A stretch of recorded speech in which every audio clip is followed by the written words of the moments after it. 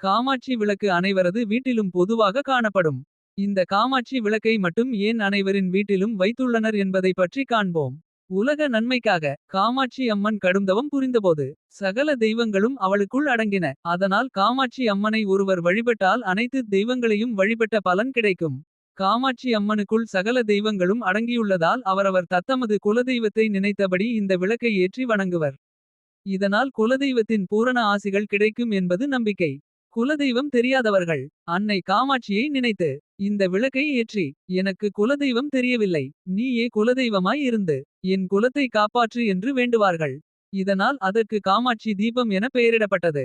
அனைத்து தெய்வங்களின் அருளை ஒன்றாக பெற வேண்டும் என்றுதான் திருமணம் உள்ளிட்ட சுபகாரியங்களில். மணமக்கள் காமாட்சி விளக்கை கையில் ஏந்தியபடி வலம் வருகின்றார்கள். மணப்பெண்கள் தங்கள் புகுந்த வீட்டில் முதன்முதலில் காமாட்சி விளக்கை ஏற்றுவதற்கும் இதுவே காரணம். குலதெய்வமும் இந்த விளக்கில் இருந்து அருள் புரிவதால்.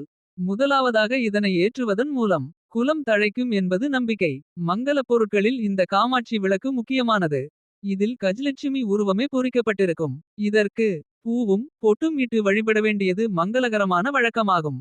பல வீடுகளில் இந்த காமாட்சி விளக்கு தத்தமது முன்னோர்களின் சொத்து என்று பரம்பரை பரம்பரையாக பொன்போல் போற்றி காத்து வணங்கப்பட்டு வருவதுடன். அணையாமல் எரியும்படியும் கவனிக்கப்படுகின்றது. மணப்பெண்ணுக்கு காமாட்சி விளக்கை சீர்வரிசையாக தரும்போது. அத்துடன் 2 குத்து விளக்குகளும் அவசியம் வழங்கப்பட வேண்டும். புதுமனை புகும்போதும் மணமக்கள் மணப்பந்தலை வலம் வரும்போதும். எல்லா இருள்களையும் நீக்கியபடி அருள் ஒளியை அனைவருக்கும் அருளியபடி முன்னால் பக்தியுடன் ஏந்திச் செல்லப்படுவதும் இந்த காமாட்சி விளக்கே. நன்றி. மேலும் இதுபோன்ற ஆன்மீக தகவல்களை அறிந்து கொள்ள ஸ்டார் வேல்யூ தமிழ் சேனலை சப்ஸ்கிரைப் செய்யவும். வாழ்க வளமுடன்.